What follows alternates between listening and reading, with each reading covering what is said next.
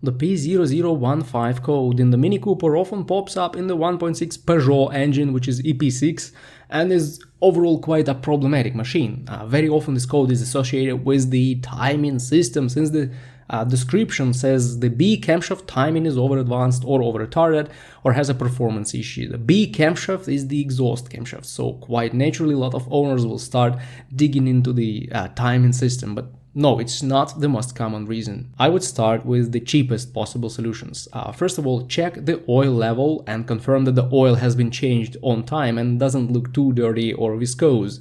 Then check the wiring loom that connects the exhaust VVT solenoid, which is often called the exhaust VANOS solenoid, with the control module. I have seen the solenoid being disconnected or loose on its connector, and this caused the retarded position of the exhaust camshaft. And then if everything looks perfect, replace the exhaust VANOS solenoid.